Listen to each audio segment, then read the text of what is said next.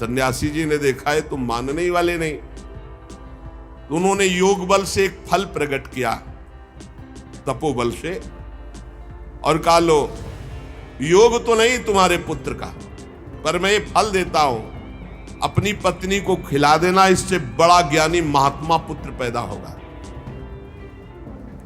तुम्हारी स्त्री 1 साल तक सत्य, शौच, दया, दान, ब्रह्मचर्य का पालन करे, एक टाइम अन्न खाए, तो और ये फल पाने के बाद 1 वर्ष के बाद ऐसा महापुरुष प्रकट होगा जो तुम्हारा कल्याण भी कर देगा, तुम्हारे पितरों का भी उद्धार कर देगा। वो योगी राज सन्यासी फल दिए। अब तो आत्मदेव बड़े प्रसन्न हुए क्योंकि कामना पूर्ण हो गई। फल लेकर आए धुंधुली, उनकी पत्नी थी जो लड़ाकू स्वभाव की, बड़ा क्रूर स्वभाव, दुष्ट स्वभाव, वैसे ही क्रूर स्वभाव था। आके कहा हो भाग्य एक सन्यासी मिले, वो फल दिए, और उन्होंने नियम बताया है कि 1 साल तक सत्य बोलोगी, पवित्र रहोगी, दूसरों को दान करोगी, एक समय तुम अन्न खाओगी, और बहुत शुद्ध स्वभाव वाला महात्मा बालक पैदा होगा, ये फल खा लो। तो उन्होंने कहा कि फल तुरंत थोड़ी खाया जाता, नहा धो के बड़े पवित्रता से खाया जाता, लाओ तो जाओ आप निश्चिंत रहो। बोलने अगर हमारे सामने पाल, तुम्हें विश्वास नहीं, वो डरते भी थे, घर के बाहर होकर। अब वो कुटिल स्वभाव की थी, क्रूर स्वभाव की। उन्होंने अपनी बहन को बुलाया और रो रो के कहने लगी कि बहन मुझे बड़ी चिंता हो गई, समस्या आ गई। क्या?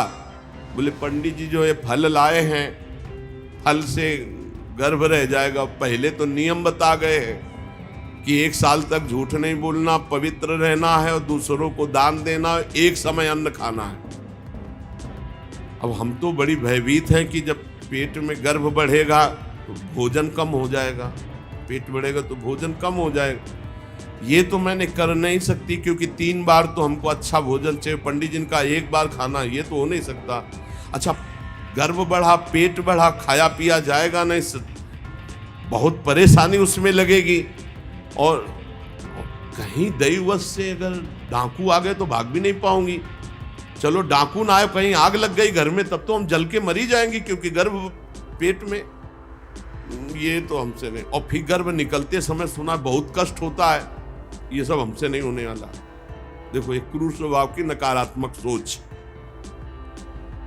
और कहीं प्रसव काल में गर्भ टेढ़ा हो गया तो हम तो मरी जाएंगे, ये तो हमसे नहीं।